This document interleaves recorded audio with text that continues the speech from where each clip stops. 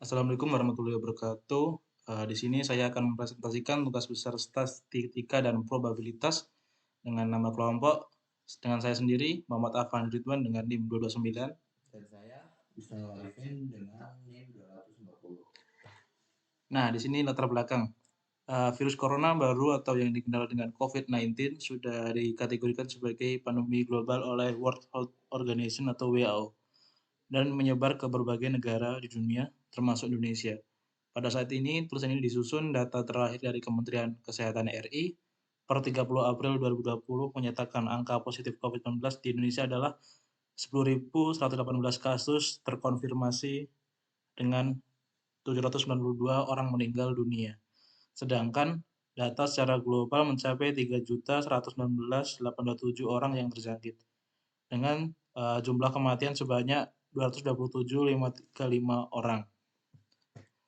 Untuk kajian pustakanya, virus yang menyebabkan penyakit mulai dari yang ringan hingga berat seperti common cold atau pilek dan penyakit serius seperti MERS dan SARS. Penularan dapat terjadi dari hewan ke manusia atau zoonosis. Penularan pun bisa terjadi dari manusia sangat terbatas. Sampai saat ini penularan COVID-19 masih belum diketahui secara pasti. Penyebaran virus corona yang luas dan cepat membuat pemerintah bereaksi dengan membatasi mobilitas dan interaksi masyarakat. Pabrik dan kantor pun ditutup, sekolah pun diliburkan. Restoran tidak menerima makan, minum di tempat, dan sebagainya. Segala aktivitas yang membuat orang berkumpul menjadi tabu. Di situ sisi lain, social distancing ini berhasil menyelamatkan nyawa.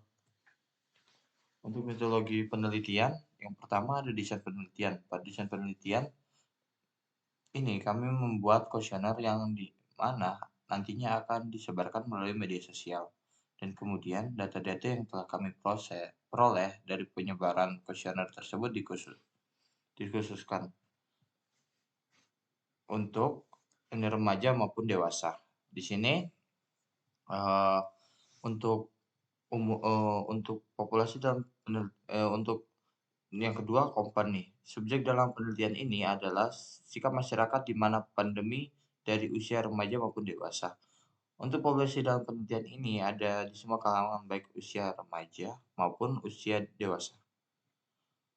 Untuk di dalam tabel ini, usia yang paling rendah adalah 18 tahun dan yang paling tinggi adalah 27 tahun. Dari usia yang 18 sampai 20 tahun itu berjumlah 32 orang. Dan yang 21 sampai 27 tahun itu 2 orang. Jadi jumlah yang mengisi kuesioner kami itu ada 34 orang.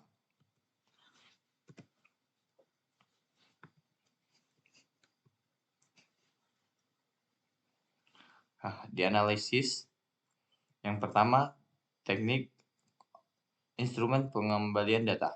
Dengan jenis data yang digunakan dalam penelitian ini adalah data primer. Pada data primer yang digunakan adalah data yang diperoleh langsung dari survei yang telah dilakukan. Teknik pengumpulan data digunakan dalam penelitian ini adalah kuesioner. Untuk analisis data yang akan digunakan dalam penelitian ini adalah uji validitas dan reliabilitas. Di uji validitas digunakan untuk melihat apakah data yang telah dikumpulkan bersifat valid atau tidak. Valid atau tidaknya data tergantung pengaruh dari R hitung dan R tabel. Jika R hitung lebih besar dari R tabel, maka data dianggap valid dan diterima. Seperti contoh di sini. Untuk untuk mencari R hitungnya, kita pertama mencari R hitungnya. Di sini R hitungnya memunculkan angka 6,3489 dan R tabelnya 0,339, di mana R tabel ini didapatkan dari yang mengisi kuesioner kita. Jika yang mengisi kuesioner kita itu 34, maka di sini kita cari dan dapat 34. Di sini R hitung lebih besar dari R tabel, jadi valid. Untuk analisis di mana ini untuk uji reliabilitasnya. Uji reliabilitas digunakan untuk melihat apakah data data yang telah dikumpulkan bersifat reliable atau tidak.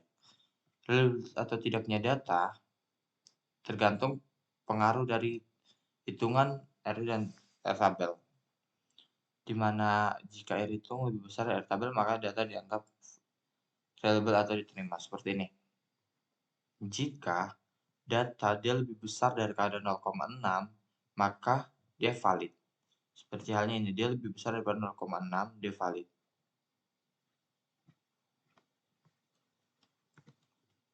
Untuk selanjutnya di bagian analisis, di sini saya menggunakan skala Likert sehingga tidak bisa untuk dijadikan regresi.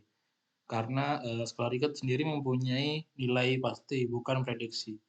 Kalau untuk regresi sendiri, sistemnya ini analisis prediksi sama value tertentu. Sedangkan untuk skala Likert sendiri mempunyai value pasti dari rang 1 sampai 5. Seperti contoh di sini tabel. Di sini terdapat apa ya? Skala Likert yaitu yang pertama tidak setuju, sangat tidak setuju, netral, setuju dan sangat setuju. Di sini jadi untuk range-nya ini 1 sampai 5. Untuk grafiknya itu seperti ini. Kesimpulan. Di kesimpulan yang kita dapatkan pada yang sudah kita buat bab 4, di situ kuesioner yang kita buat menunjukkan bahwa masih ada masyarakat yang menaati dan tidak menaati protokol kesehatan. Dan bisa disimpulkan bahwa masyarakat lebih banyak menaati peraturan yang telah dibuat atau disepakati oleh pemerintah, sehingga mudah mengurangi masyarakat terinfeksi COVID-19 dikarenakan sudah banyak yang menaati aturan protokol kesehatan yang telah dibuat. Mungkin itu saja dari kami. Sekian. Mohon maaf jika ada salah kata. Terima kasih. Wassalamualaikum warahmatullahi wabarakatuh. Jeng jeng jeng.